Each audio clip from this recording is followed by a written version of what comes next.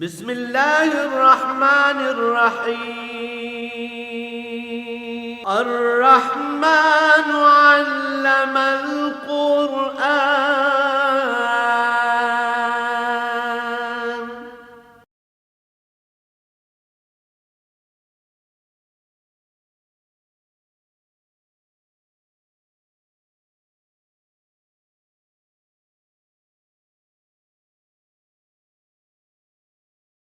الحمد للہ رب العالمین والصلاة والسلام علی حبیبہ محمد وآلہ وصحبہ اجمعین.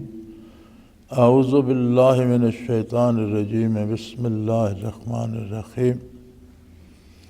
ولو ان لکل نفس ظلمت ما فی الارض لافتدت بہ واسروا الندامۃ لما رأوا العذاب وقضی بینہم بالقسط وہم لا یظلمون.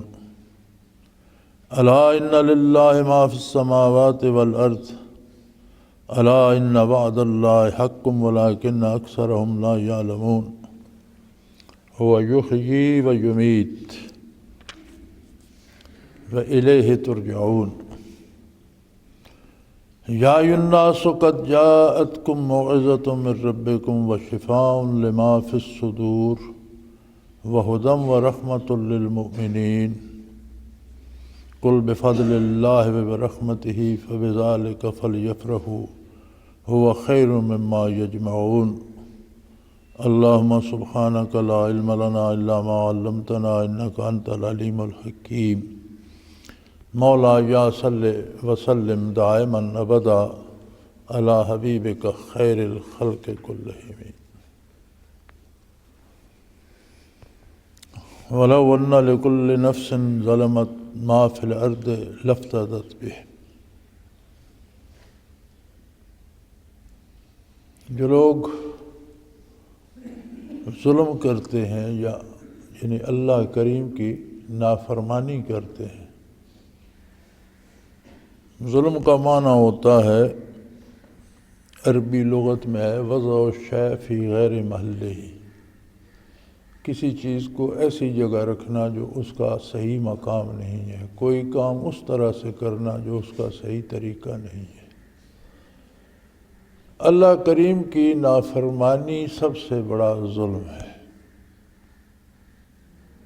یعنی جو قاعدہ جو طریقہ نبی کریم صلی اللہ علیہ وآلہ وسلم نے بتایا ہے اس سے ہٹ کر کام کرنا، وہی کام کسی اور طریقے سے کرنا، کہ اللہ کی بھی نافرمانی ہے، اللہ کے حبیب صلی اللہ علیہ وسلم کی بھی نافرمانی ہے.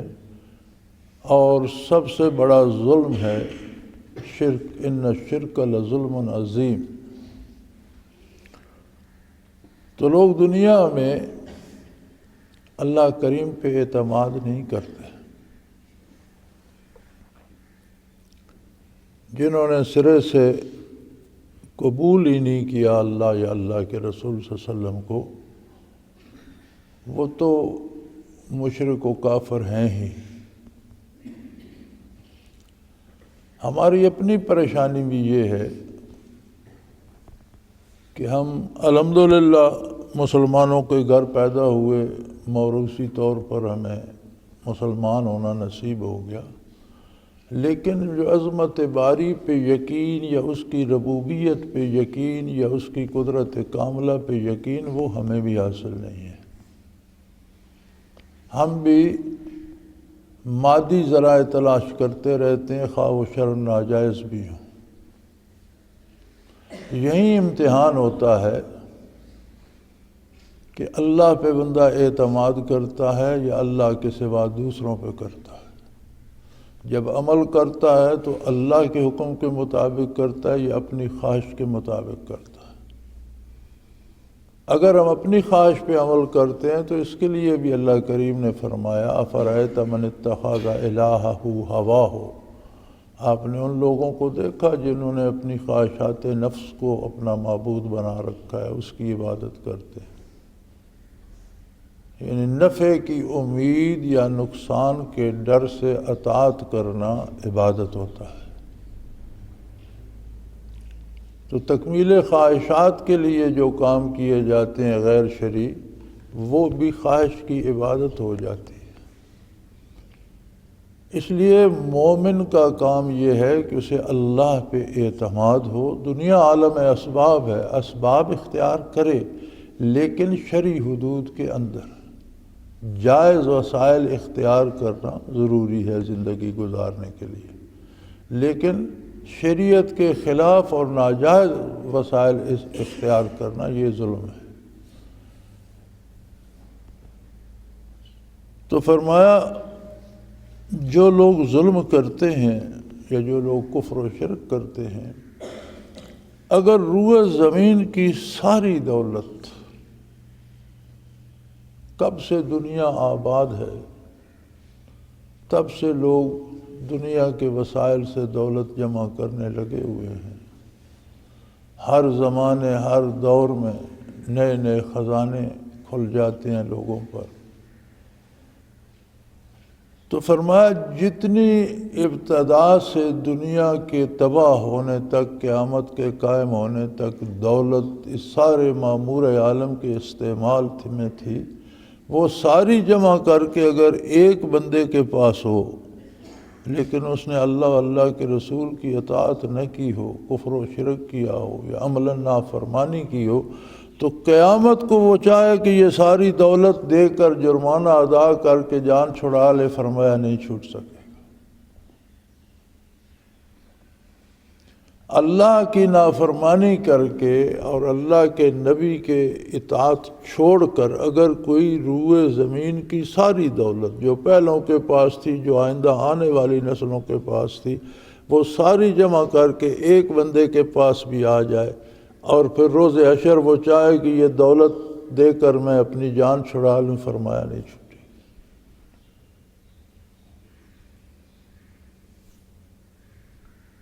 وَأَسَرُّ النَّدَامَةَ لَمَّا رَأَوْا الْعَذَابَ، جب عذاب سامنے آ جائے گا تو بہت پچھتائیں گے۔ جب حقیقت سامنے ہوگی تو بہت پچھتائیں گے، پھر انہیں بہت دکھ ہوگا کہ ہم نے کتنی غلطی کی کہ اللہ کے رسول کی نافرمانی کر کے اپنے لیے کتنا شدید عذاب جمع کر لیا۔ وَقُضِيَ بَيْنَهُمْ بِالْقِسْطِ وَهُمْ لَا يُظْلَمُونَ، اور ان کے درمیان انصاف سے فیصلہ کیا جائے گا، اللہ کریم کسی سے زیادتی نہیں کریں گے، جو سزا ملے گی وہ ان کے جرائم کے مطابق ہوگی۔ اور بڑے مزے کی بات یہ ہے کہ اللہ کے نبی اسی لیے تشریف لاتے ہیں اور مبعوث ہوتے ہیں کہ جو سزائیں وہاں جس عمل پر ملنی ہیں ان کا ہمیں یہاں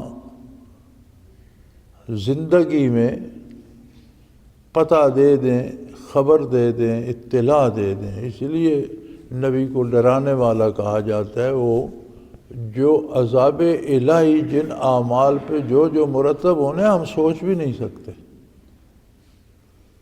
زیادتی تو نہیں کی جائے گی، انصاف کیا جائے گا، لیکن کس جرم کی سزا کتنی ہے اس کا اندازہ ہمیں نہیں ہے۔ ہمیں اس بات کا بھی اندازہ نہیں ہے کہ گناہ نافرمانی کس کی ہے۔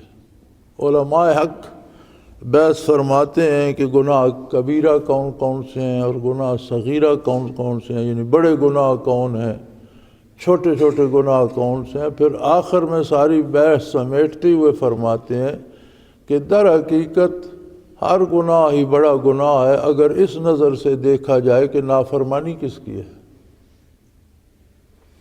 جرم کی نوعیت اس طرح بھی بڑھ جاتی ہے کہ وہ نافرمانی کس کی ہے۔ آپ اپنے ایک دوست کی بات نہیں مانتے، وہ اور بات ہے۔ اگر آپ اپنے والد کی نہیں مانتے تو وہ صورتحال بدل جائے گی، اگر یہ بات وہی ہو، لیکن شخصیت بدلنے سے بدل جائے گی۔ آپ ایک چوکیدار کی بات نہیں مانتے اور بات ہے، لیکن آپ ایک پولیس افسر کی نہیں مانیں گے تو صورت بدل جائے گی۔ آپ عدالت میں جا کر جج کی بات نہیں مانیں گے، بات اس سے چھوٹی ہو لیکن ادھر منوانے والی ہستی بڑی ہے تو وہ جرم زیادہ بن جائے گا۔ تو اگر کوئی اللہ کے رسول کی بات نہ مانے تو وہ جرم کتنا ہوگا اور اس کی سزا کتنی ہوگی؟ فرمایا یہ جب چیزیں سامنے آئیں گی تو پھر لوگ پچھتائیں گے کہ ہم نے بڑی زیادتی کی۔ ان کے ساتھ فیصلہ تو انصاف سے ہوگا اور کسی کے ساتھ زیادتی نہیں ہوگی، لیکن انصاف ہی کا تقاضا ہوگا کہ جس نوعیت کا جرم ہے اسی نوعیت کی سزا بھی ہو۔ الا ان للہ ما فی السماوات والارض، فرمایا خوب اچھی طرح جان لو آسمانوں اور زمینوں میں جو کچھ ہے وہ اللہ کریم کا ہے، تمہارا کچھ نہیں ہے، تم نے کوئی چیز تخلیق نہیں کی، تم کسی چیز کے خالق نہیں ہو، مالک بھی نہیں ہو، ساری نعمتیں اللہ کی ہیں، یہ اس کی تقسیم ہے اور کچھ وقت کے لیے کسی کو امانت دے دیتا ہے۔ ہمارے پاس ہماری زندگی بھی اس کی امانت ہے، ہمارا اپنا اس پہ اختیار نہیں، مال و دولت بھی اس کی امانت ہے، گھر بار بھی اس کی امانت ہے، اولاد بھی اس کی عطا ہے۔ تو ان چیزوں کے لیے یا دولت جمع کرنے کے لیے اللہ کی اطاعت چھوڑنا یہ تو بڑی زیادتی کی بات ہے۔ دنیا کے لالچ میں آ کر یا دولت یا جائیداد کے لالچ میں آ کر یا حکومت یا عہدوں کے لالچ میں آ کر اللہ و اللہ کے رسول کی نافرمانی کرنا صلی اللہ علیہ وسلم، یہ تو بہت بڑی زیادتی ہے کہ یہ جان لو جو کچھ بھی زمینوں میں ہے یا آسمانوں میں ہے سب کچھ اللہ کا ہے۔ دولتیں جمع کر کر کے انسان مر جاتے ہیں، دولت ساتھ نہیں لے جاتے۔ عام آدمی سے لے کر بادشاہ تک موت سے کوئی مبرہ نہیں ہے، سب کو موت آتی ہے، سب دنیا چھوڑ کر چلے جاتے ہیں۔ کون اپنے ساتھ کچھ لے کر جاتا ہے سوائے اپنے اعمال کے؟ اور یہ بھی یاد رکھو الا ان وعد اللہ حق، اللہ کریم کے وعدے بھی پوری طرح سچے ہیں، کوئی ان میں شبہ کی گنجائش نہیں ہے۔ جس عمل پہ انعام کا وعدہ فرمایا وہ بھی سچا ہے، اور جس کردار پہ عذاب کی نوید سنائی ہے وہ بھی سچا ہے۔ اللہ کریم کے وعدے بالکل کھرے ہیں، ان میں کوئی جھول نہیں ہے، جیسا اس نے بتا دیا ویسا ہی ہوگا۔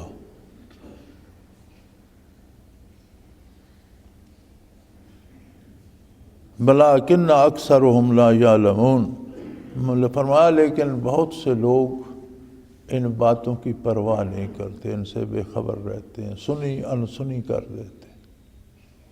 باتیں تو یہ ہوتی رہتی ہیں جب سے اللہ کریم نے قرآن کریم نازل فرمایا، نبی کریم صلی اللہ علیہ وسلم نے جب سے مخلوق کو اللہ کی یہ نعمت عطا فرمائی، تب سے اب تک روئے زمین پر سب سے زیادہ جو پڑھی جاتی ہے کتاب وہ اللہ کا قرآن ہے۔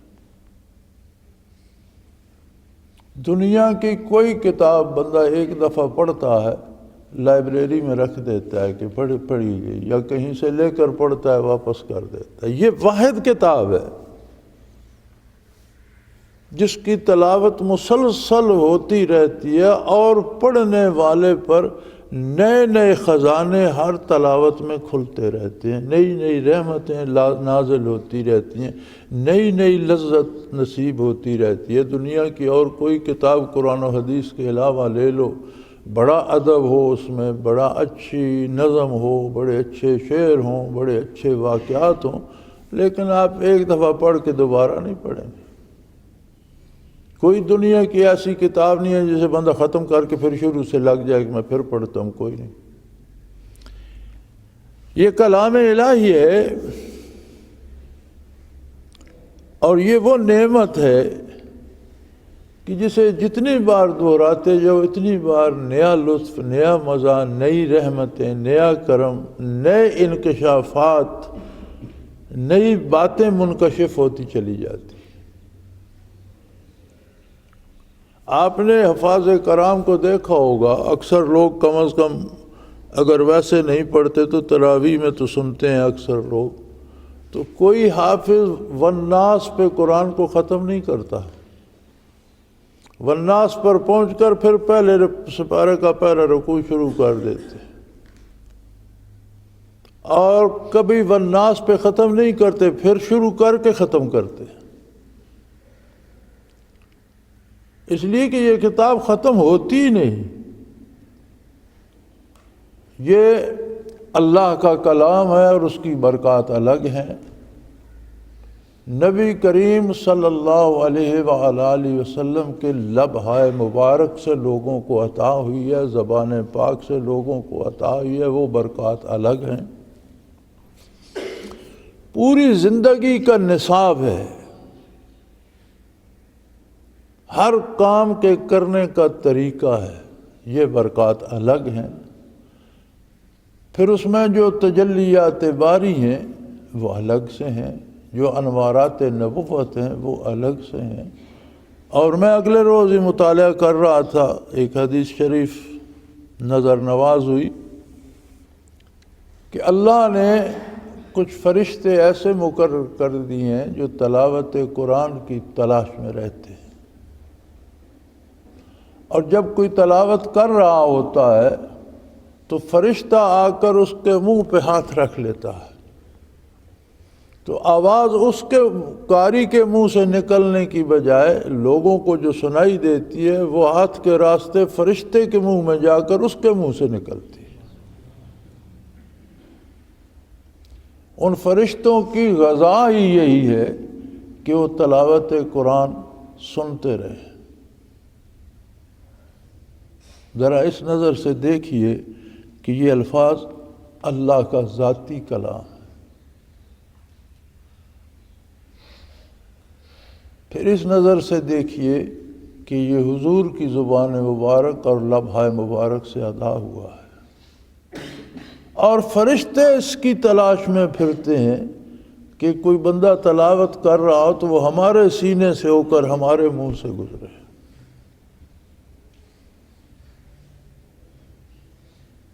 تو پھر اگر ہم اس کی تلاوت ہی نہ کریں، اس کو سمجھنے کی کوشش ہی نہ کریں، اس پر عمل کی کوشش نہ کریں، تو خود یہی ایک جرم کتنا بڑا جرم بن جاتا ہے۔ اس لیے علماء حق فرماتے ہیں کہ گناہ صغیرہ کو نہیں ہوتا، چونکہ گناہ اللہ اللہ کے رسول کی نافرمانی کا نام ہے، تو دیکھنا یہ ہے کہ نافرمانی کس کی ہے، اس لحاظ سے ہر گناہ بڑا بن جاتا ہے۔ الا ان للہ ما فی السماوات والارض، جان لو، اچھی طرح جان لو، یقین کر لو، زمین و آسمان میں جو کچھ ہے اللہ کا ہے۔ کسی کو غذا دیتا ہے، کسی کو پانی دیتا ہے، دوا دیتا ہے، لباس دیتا ہے، اولاد دیتا ہے، جائیداد دیتا ہے، عہدہ دیتا ہے، سب کچھ اس کا اپنا ہے، تھوڑی دیر کے لیے کسی کو عطا کر دیتا ہے، کسی کی آزمائش دولت اور امارت اور اقتدار بن جاتا ہے، کسی کی آزمائش بھوک اور افلاس بن جاتا ہے۔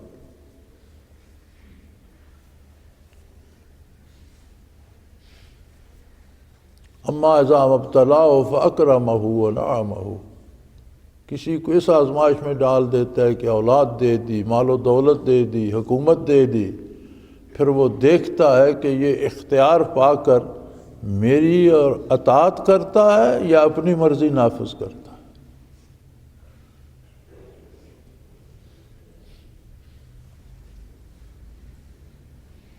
وَأَمَّا إِذَا مَا ابْتَلَاهُ فَقَدَرَ عَلَيْهِ رِزْقَهُ، کسی پر دوسری آزمائش بھیج دیتا ہے، رزق کی تنگی بھیج دیتا ہے، غربت و افلاس بھیج دیتا ہے، جسمانی کمزوری بھیج دیتا ہے، پھر وہ دیکھتا ہے کہ یہ ان کمزوریوں کے ازالے کے لیے میرے در پہ آتا ہے، مجھ سے دعا کرتا ہے، میرے پیغمبر کا اتباع کرتا ہے، یا یہ دروازہ چھوڑ کر مخلوق کے دروازے پہ دوڑنے لگ جاتا ہے کہ فلاں مجھے پیسے دے دے گا، فلاں مجھے شفا دے دے گا، فلاں کی خوشامد کروں تو میرا کام ہو جائے گا۔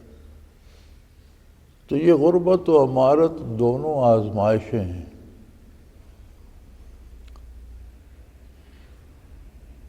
لیکن کوئی کسی کو کچھ نہیں دے سکتا، دینے والا اللہ ہے۔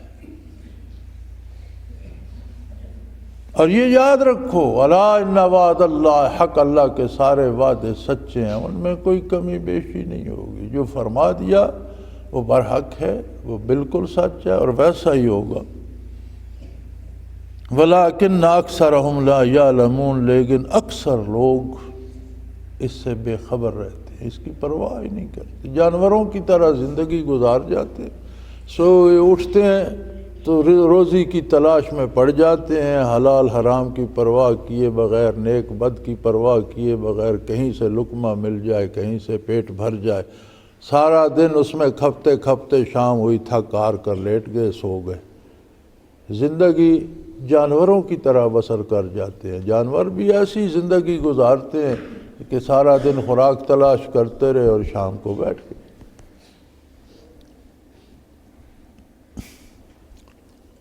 هو یحیی و یمیت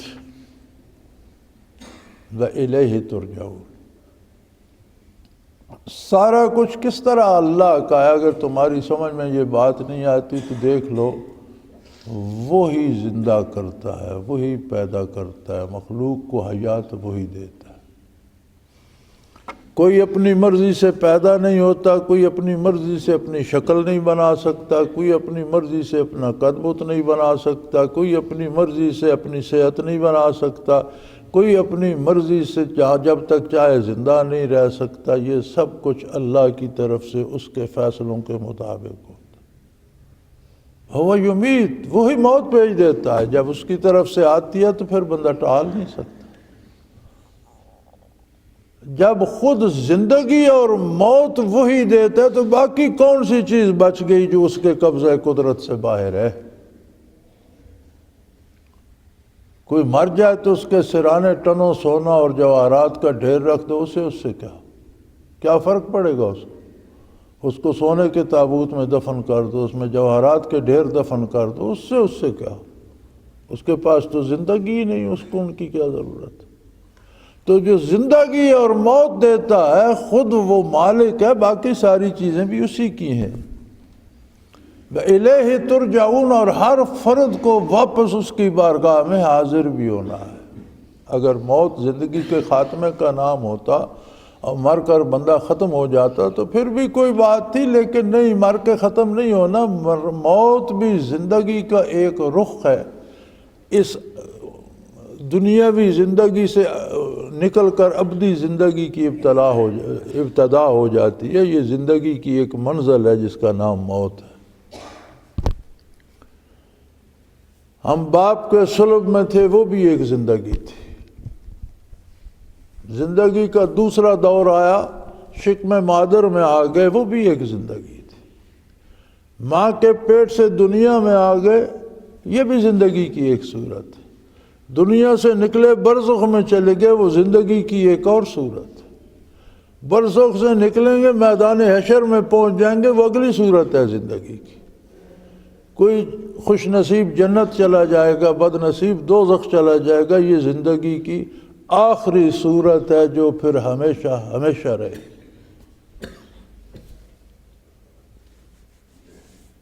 تو فرمایا صرف زندہ ہونا اور مرنا نہیں ہے، بلکہ مرنے کے بعد اس کی بارگاہ میں حاضری بھی ہے۔ سو لوگو، یا ایھا الناس قد جاءتکم موعظۃ من ربکم وشفاء لما فی الصدور وہدی ورحمۃ للعالمین للمؤمنین۔ اے لوگو، تمہارے مزاج ایسے ہیں کہ جب کوئی حادثہ ہوتا ہے جمع ہو جاتے ہیں، جب تک کوئی حادثہ نہیں ہوتا ہر کوئی اپنی اپنی ہانک رہا ہوتا ہے۔ ساری زندگی دو بھائی ناراض بیٹھے رہتے ہیں، جب ایک مر جاتا ہے تو دوسرا آ جاتا ہے، سر پیٹ رہا ہوتا ہے۔ اب سر پیٹنے کا کیا فائدہ؟ زندگی بھر تو تم نے بات نہیں کی، رشتہ دار ناراض ہو جاتے ہیں، بولنا نہیں ہے جی، سلام دعا نہیں کرنا جی، جب کوئی مر جاتا ہے تو سارے روتے پیٹتے آ جاتے۔ قوم میں اتفاق نہیں ہو رہا جی، سیاسی جماعتوں میں اتفاق نہیں ہو رہا جی، جب کوئی بلا آ جاتی ہے، زلزلہ آ جاتا ہے، سیلاب آ جاتا ہے، پھر سارے رونا پیٹنا شروع کر دیں۔ تمہاری عادت ہے کہ انسانی مزاج ایسا ہے کہ حادثے پہ جمع ہو جاتے ہو۔ تو دنیا میں جتنے بڑے سے بڑے حادثات ہوئے، ان سب سے بڑا حادثہ ہے بعثت محمد الرسول اللہ صلی اللہ علیہ وسلم، جو دنیا میں ایک ہی بار ہوا۔ انبیاء مبعوث ہوتے رہے، خود پہلا انسان آدم علیہ السلام خود نبی تھے، ہر قوم میں ہر ملک میں نبی مبعوث ہوتے رہے، لیکن مخصوص قوموں کے لیے اور مخصوص وقت کے لیے۔ یہ اتنا عظیم حادثہ، اتنا عظیم انقلاب ہے کہ اللہ کا ایک ہی نبی صلی اللہ علیہ وسلم مبعوث ہوا، اور ہمیشہ کے لیے اور ساری انسانیت کے لیے۔ اب اس سے بڑا حادثہ کیا ہوگا؟ ایک ہی بار ایسی کتاب نازل فرما دی جو قیامت تک کے لیے ہر ملک، ہر قوم، ہر فرد، ہر موسم میں قابل عمل ہے، اور جتنے طریقے اعمال کے اس نے بتائے ہیں، لین دین کے، سیاست کے، عدالت کے، تجارت کے، کاروبار کے، قومی امور میں، بین الاقوامی امور میں، سارے اتنے کھرے، اتنے سچے ہیں کہ نزول سے لے کر قیامت تک وہ قابل عمل ہیں، اور بہترین طریقہ طرز عمل ہے اور بہترین نمونہ عمل ہے۔ پھر اس کے ساتھ ایک اور حادثہ ہوا۔ اللہ کریم نے فرما دیا میں نے یہ کتاب نازل فرمائی ہے، میں اس کی حفاظت بھی کروں گا، میں اس کا محافظ ہوں۔ 15ویں صدی آ گئی، کوئی اس کی ایک زیر زبر، ایک نقطہ تبدیل نہیں کر سکا۔ لوگ معنی میں تجاوز کرتے رہے، تعویلات و تعبیرات میں اپنے مقصد کی باتیں ٹھوستے رہے، لیکن قرآن کا جو متن ہے، جو کلام الہی ہے، اسے کوئی نہیں چھیڑ سکا۔ اتنے بڑے حادثے نے بھی تمہیں جھنجھوڑا نہیں ہے؟ تم جو حادثات میں جمع ہو جاتے ہو تو قد جاتکم، وہ تو ہو چکا تمہارے ساتھ، بہت بڑا انقلاب آ چکا، بہت بڑا حادثہ ہو چکا۔ اللہ کا آخری اور عظیم الشان نبی، تمام نبیوں کا بھی امام الانبیاء مبعوث ہو چکے صلی اللہ علیہ وسلم۔ اور کیا چاہتے ہو تم؟ کس بات پہ جمع ہوگے؟ کیا بات، کون سا حادثہ تمہیں اس سے بڑھ کر جھنجھوڑے گا؟ وہ عالی شان عالی قدر نبی اللہ کا تمہارے پاس تمہارے پروردگار کی طرف سے بہترین نصیحت لے کر آئے۔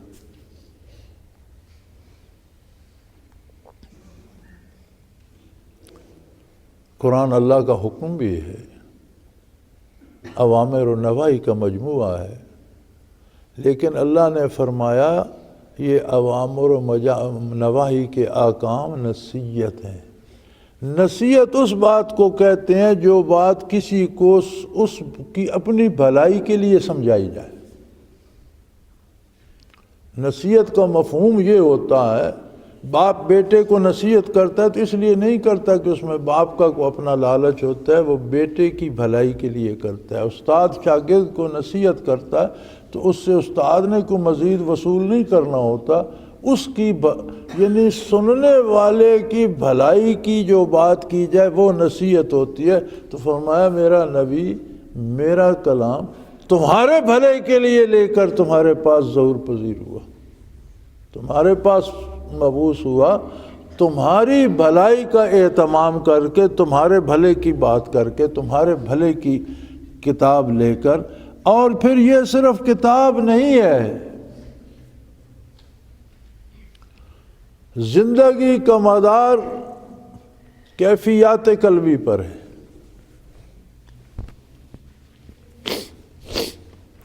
آپ دیکھتے ہو لوگ جوا کھیلتے ہیں، رقمیں ہار جاتے ہیں، گھر ہار جاتے ہیں، بعض اوقات بیویاں تک ہار جاتے ہیں، پھر جوئے کو بھلا برا بھی کہتے ہیں کہ بہت بری بات ہے، پھر کھیلتے بھی ہیں، باز نہیں آتے۔ کیوں؟ ان سے پوچھا جائے بھائی ایسا کیوں کرتے ہو؟ کہتے ہیں دل چاہتا ہے۔ تو مطلب ہے بدن کا حکمران تو دل ہے نا، دماغ تو مادی وسائل جمع کرنے کے لیے اللہ نے ایک ذریعہ بنا دیا، بدن کو مادی حرکات دینے کے لیے ذریعہ بنا دیا، فیصلے تو دل کرتا ہے، نافذ وہی ہوتے۔ اگر دل میں خرابی آ جائے، اگر دل میں ظلمت آ جائے، اگر دل میں کجی آ جائے، اگر دل میں اللہ کا نام نہ ہو، اگر دل میں عظمت رسالت نہ ہو تو کچھ بھی نہیں ہوتا۔ تو اب اس دل کا کیا کریں؟ اس کا کیا؟ دل کی دھڑکن کا علاج تو ہے، دل کے والو بند ہو گئے ان کا علاج تو ہے، لیکن دل کی کیفیات کا کیا علاج ہے؟ کوئی ایسا انجیکشن، کوئی ایسی گولی، کوئی ایسا آپریشن جو دل میں سے کجی کو، کدورت کو، حسد کو، بغض کو، برائی کی خواہشات کو نکال دے اور وہاں نیکی اور اللہ کے نام کی عظمت بھر دے؟ فرمایا وہ یہ کتاب ہے، اس کا کام ہے۔ قد جاتکم، یہ کام ہو چکا، تمہارے پاس آ چکی، موعظۃ من ربکم، تمہارے پروردگار کی طرف سے بہترین نصیحت۔ یہ اس کی ربوبیت کا تقاضا تھا، یہاں من اللہ نہیں فرمایا، من ربکم فرمایا، تمہارے پروردگار جس نے تمہیں پیدا فرمایا، جو تمہاری ساری ضروریات پوری فرما رہا ہے، اس نے تمہاری یہ سب سے بڑی ضرورت پوری کرنے کا بھی انتظام کر دیا قرآن نازل فرما کر۔ اب جتنی دل کی بیماریاں ہیں، جھوٹ ہے، حسد ہے، کفر ہے، شرک ہے، برائی کی خواہشات ہے، چوری ڈاکے کی آرزو ہے، دولت مند بننے کی ہوس ہے، ان سب کا علاج فرمایا اسی قرآن میں موجود ہے۔ اسے پڑھو، اسے سمجھو، اس پر عمل کرو، سب درست ہو جائے۔ قد جاتکم موعظۃ من ربکم، تمہارے پروردگار کی طرف سے بہترین نصیحت تمہارے پاس آ چکی، وشفاء لما فی الصدور، اور جو دل کی بیماریاں ہیں ان سب کی شفا بھی ہے۔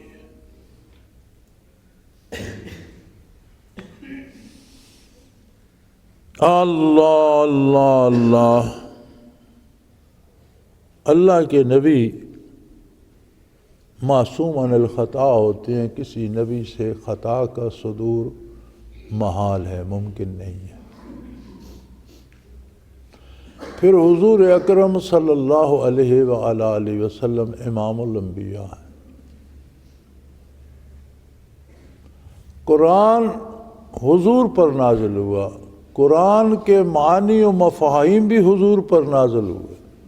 یہ منصب نبوت، فرائض نبوت میں سے ہے، لِتُبَيِّنَ لِلنَّاسِ مَا نُزِّلَ إِلَيْهِمْ، یہ آپ کا منصب جلیلہ ہے کہ لوگوں کو بتائیں جو قرآن نازل ہوا ہے اس کا مفہوم کیا ہے، اس سے مراد کیا ہے، اس پر عمل کس طرح سے کرنا ہے۔ جو ہستی اللہ کریم کے بعد ساری مخلوق سے افضل ترین ہے، وہ تو قرآن کی تلاوت فرماتے تھے۔ جن پر قرآن نازل ہوا اور جن کا عمل قرآن کی تفسیر ہے۔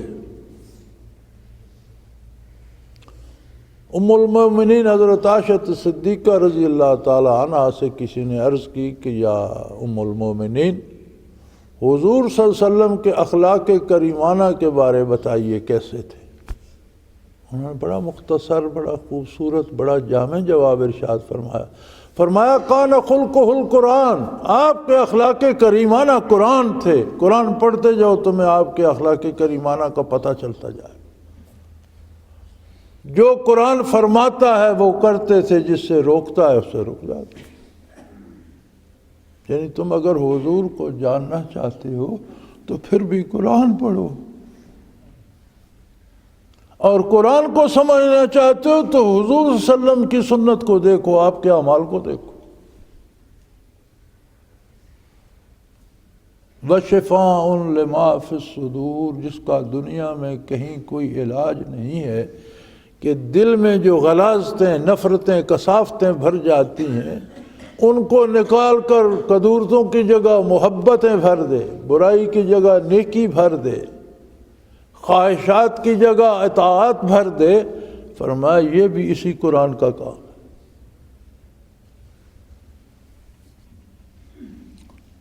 اور پھر وہدا،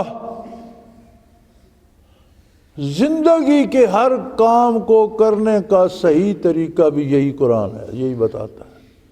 خدا کہتے ہیں کسی بھی کام کو کرنے کا صحیح طریقہ، ہر کام کے کرنے کا صحیح طریقہ بھی یہی کتاب بتاتی ہے۔ وَرَحْمَةٌ لِّلْمُؤْمِنِينَ، اور جو ایمان لاتے ہیں ان کے لیے مجسم رحمت بھی ہے، سراپا رحمت بھی ہے، رحمت کا خزانہ بھی ہے۔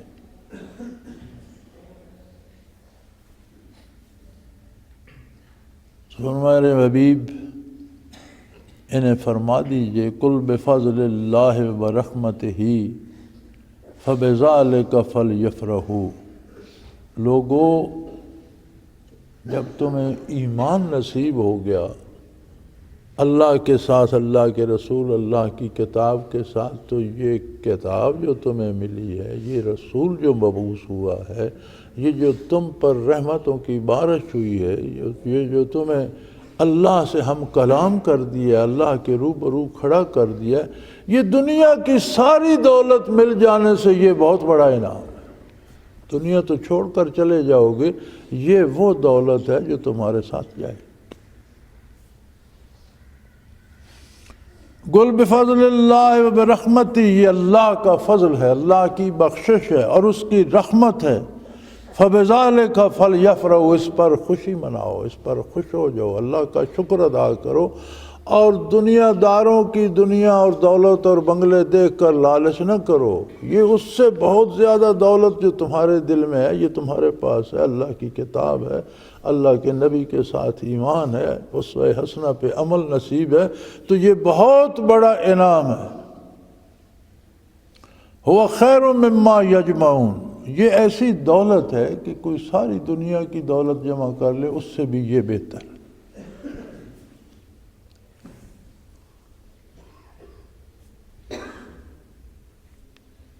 چونکہ یہ شفاء لما فی الصدور بھی ہے، موعظہ بھی ہے، ہدا بھی ہے، رحمت بھی ہے۔ دل کی سب بیماریوں کو شفا تو قرآن ہے ہی،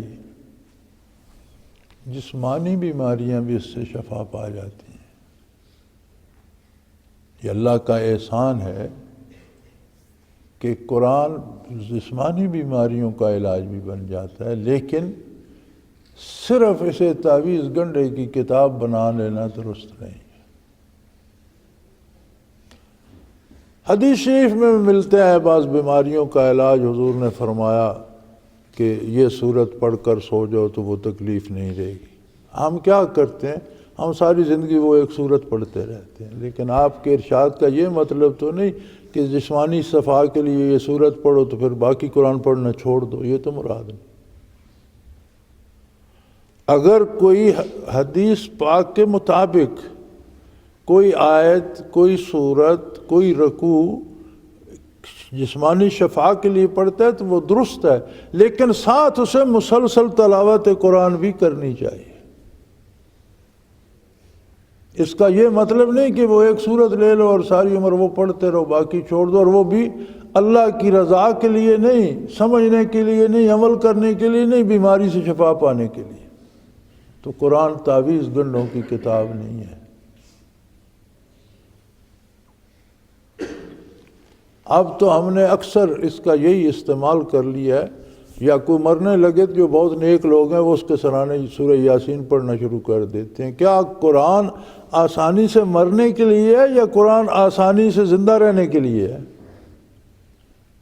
یعنی جو کتاب حیات ہے، جو منصور حیات ہے، جو زندگی کا نصاب ہے، اسے ہم مرنے کے لیے پڑھتے ہیں کہ اس پر قرآن پڑھو یہ مر جائے گا۔ کیا الٹی سمجھ ہے، کیا عجیب معاملہ ہے۔ ٹھیک ہے قرآنی آیات لکھ کر گلے میں ڈالنا جائز ہے، قرآنی آیات سے جسمانی شفا ہوتی ہے، بعض صورتوں کے بارے حدیث شریف میں ملتا ہے، بعض بزرگان دین نے وظیفے بتا دیے کہ یہ آیہ کریمہ اس طرح پڑھو یہ بیماری دور ہو جائے گی، یہ سب درست ہے، لیکن یہ ضمنی سی بات ہے، یہ بات ضمنی ہے۔ حقیقت یہ ہے کہ قرآن کی تلاوت کی جائے، روزانہ کی جائے، صبح و شام کی جائے، پھر کوشش کی جائے اس کے مفاہیم سمجھنے کی، پھر کوشش کی جائے اس پر پورا پورا عمل کرنے کی، یہ قرآن کی عزت، حرمت اور احترام ہے۔ اس پر ریشمی غلاف چڑھا دینا اور چوم چاٹ کر اوپر رکھ دینا الماری کے اوپر کے خانے میں اور ساری زندگی کھولنا نہیں، یہ قرآن کا احترام نہیں ہے، یہ قرآن کی عزت نہیں ہے۔ قرآن کی عزت یہ ہے تھوڑا سا ہی جتنا ہو سکے، اگر ہمیں اس کے ایک ایک لفظ کی قیمت کا اندازہ ہو جاتا تو شاید لوگ رات دن صرف یہی پڑھتے رہتے اور کچھ بھی نہ کرتے۔ جب اندازہ ہوگا تب عمل کا وقت گزر چکا ہوگا۔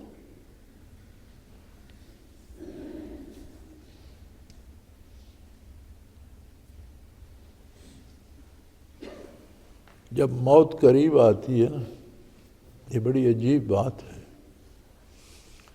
تو اس کے اثرات جب جسم پہ وارد ہونا شروع ہوتے ہیں نا تو بدن کی فطری طور پر ساری توجہ اس طرف ہو جاتی۔ اب قرآن کریم میں آتا ہے یضربون وجوہہم وادبارہم، زندوں کو تو نظر نہیں آتا، لیکن کفار کو فرشتے قبض روح کے وقت ان کے منہ پہ مارتے ہیں، ان کی پیٹھوں پہ مارتے ہیں، پیٹ رہے ہوتے ہیں، مار رہے ہوتے ہیں۔ اگر کوئی نیک ہے، صاحب نجات ہے، تو اسے خوبصورت فرشتے نظر آ رہے ہوتے ہیں جو جنت سے اس کو لینے کے لیے آئے ہوتے ہیں، جنت کی نعمتیں نظر آ رہی، تو توجہ اس طرف ہو جاتی ہے۔ جب کلی توجہ اس طرف ہو جاتی ہے تو کشف ہو جاتا ہے، مشاہدات شروع ہو جاتے ہیں۔ تو پچھلے دنوں ایک بندہ اسی طرح اسی حالت میں مبتلا تھا، تو چیخ رہا تھا کسی کو بلاؤ، وہ بڑی بدصورت عورت بیٹھی ہے، وہ مجھے چڑھا رہی ہے، وہ بڑا ایک بدشکل مرد بیٹھے ہے، وہ مجھے چڑھا رہا ہے، وہ یہ ہے، وہ بے شمار صورتیں وہ مرنے والا گن گن کر بتا رہا تھا، کسی کو بلاؤ ان کو کمرے سے نکالے۔ بیچارہ فوت ہو گیا۔ تو کسی نے مجھے بتایا کہ ایسا ایسا تھا، تو یہ کیا تھا؟ جنات تھے؟ میں نے کہا جی نہیں، جنات کو اس سے کیا کام، جو پہلے ہی موت میں نزع میں مبتلا ہے، جنات اب اسے کیا کہیں گے؟ یہ زندگی کے کیے ہوئے اعمال تھے جنہوں نے ساتھ قبر میں جانا ہے۔ جو کچھ کرتا رہا، کوئی کسی بد شکل عورت کی صورت میں نظر آ رہا تھا، کوئی کسی بد شکل بلا کی صورت میں نظر، یہ چیزیں تو اب ساتھ جائیں گی۔ جب کشف ہو گیا تو پھر اعمال متشکل ہو گئے، ان کی شکلیں نظر آنے لگی۔ تو یہ اب کسی کے بھگائے تو نہیں بھاگتے، یہ تو تمہاری اپنی کمائی ہے، تم اپنی لے کر جاؤ گے۔ یہ روزمرہ کے واقعات ہم سنتے بھی ہیں، ہم دیکھتے بھی ہیں۔